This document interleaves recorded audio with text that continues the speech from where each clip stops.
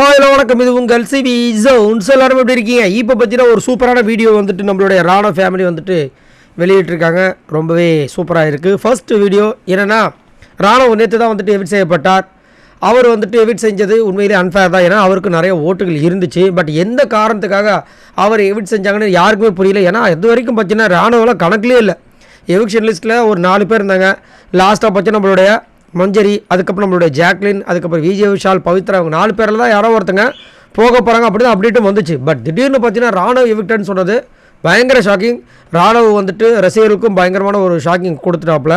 ஆனால் போகும்போதும் வந்துட்டு ஒரு சில விஷயங்கள் நடக்காமல் இருந்திருக்கலாம். ஏன்னா ராணுவுக்கு வந்து கரெக்டான ஒரு விஷயத்தை வந்துட்டு விஜய் சேதுபதி கொடுக்கலன்ற ஒரு பெரிய குற்றச்சாட்டம் போயிட்டுருக்கு. ஏன்னா அவர் வந்துட்டு ஆல்ரெடி அவங்க அம்மா கிட்டே சொல்லிட்டாரு, எனக்கு வீக்கெண்ட் எபிசோடில் அவரை பார்த்தாவே பெருசாக தெளிவாக பேச வரமாட்டுது அப்படின்னு. இருந்தாலும் அவர் கொஞ்சம் ட்ரீட் பண்ண விதங்கள் ஒரு மாதிரி இருந்துச்சோ அப்படின்ற மாதிரி ஒரு விஷயம் போயிட்டுருக்கு.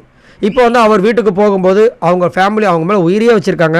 அது வந்து வீட்டுக்குள்ளே வரும்போது தெரிஞ்சுது. அவங்க தங்கச்சி, தம்பி எல்லாருமே அவ்வளோ பாசம்.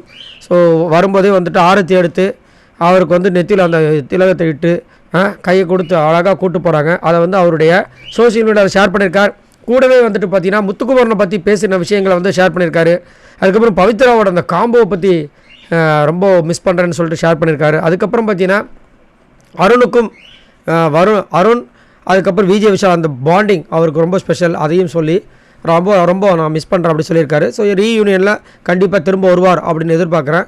வந்தான்னா செம ஃபன்னாக இருக்கும். ஏன்னா ஃபன்னு அப்படின்ட்டு இந்த பிக் பாஸ் வீட்டுக்குள்ளே அவரும் ஒன் ஆஃப் த ஒரு ரீசன் கண்டிப்பாக இருக்குது. சரி, நீங்கள் யாரெல்லாம் ராணாவோட ரீஎன்ட்ரிக்காக காத்துட்ருக்கீங்கன்றதை மறக்காமல் கமெண்ட்ஸ் பண்ணுங்கள். யாரெல்லாம் ரொம்ப மிஸ் பண்ணுறீங்க மறக்காமல் கமெண்ட்ஸ் பண்ணுங்கள். பாய் நண்பர்களே.